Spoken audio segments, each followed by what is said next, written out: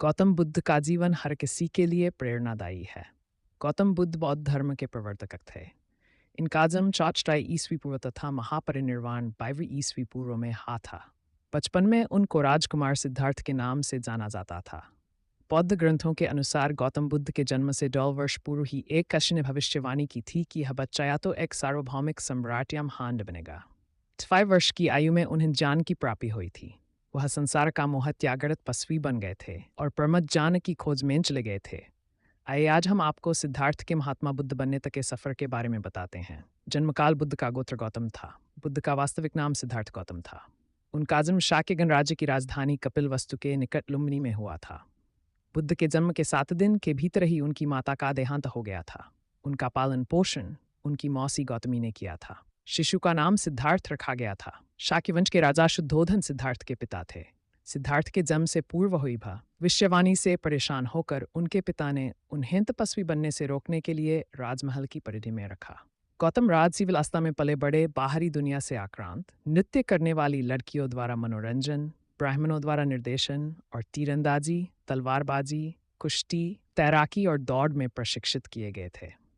कम उम्र में ही उनका विवाह राजकुमारी यशोधरा से करा दिया गया। दोनों का एक पुत्र भी हुआ जिसका नाम राहुल था। गौतम बुद्ध की वजह से बदल गया इस स्त्री का जीवन। जाने कैसे सिद्धार्थ बचपन से ही अत्यंत करुण हृदय वाले थे। वह किसी का भी दुख नहीं देख सकते थे। इतने प्रयासों के बाद भी 2 वर्ष की आयु में उनकी अपने राज्य कपिलवस्तु की गलियों में उनकी दृष्टि 4 दृश्यों पर पड़ी। ये दृश्य थे: एक वृद्ध विकलांग व्यक्ति, एक रोगी, एक पार्थिव शरीर और एक साधु। इन 4 दृश्यों को देखकर सिद्धार्थ समझ गए थे कि सबका जन्म होता है, सबको बुढ़ापा आता है, सबको बीमारी होती है और एक दिन सब मृत्यु को प्राप्त होते हैं। इससे व्यथित होकर उन्होंने अपना धनवान जीवन, अपनी पत्नी, पुत्र एवं राजपाट का त्याग करते हुए साधु का जीवन अपना लिया और जन्म, बुढ़ापा, दर्द, बीमारी और मृत्यु से जुड़े सवालों की खोज में निकल गए। ज्ञान की प्राप्ति सिद्धार्थ ने अपने प्रश्नों के उत्तर ढूंढने शुरू किए। समुचित ध्यान लगा पाने के बाद भी उन्हें इन प्रश्नों के उत्तर नहीं मिले। फिर उन्होंने तपस्या भी की लेकिन अपने प्रश्नों के उत्तर नहीं मिले। इसके बाद कुछ और साथियों के साथ अधिक कठोर तपस्या प्रारंभ की। ऐसे करते हुए 6 वर्ष व्यतीत हो गए। भूख से व्याकुल मृत्यु के निकट पहुंचकर बिना प्रश्नों के उत्तर पाए वह कुछ औरने के बारे में विचार करने लगे। एक गांव में भोजन की तलाश में निकल गए। फिर वहां थोड़ा सा भोजन ग्रहण किया।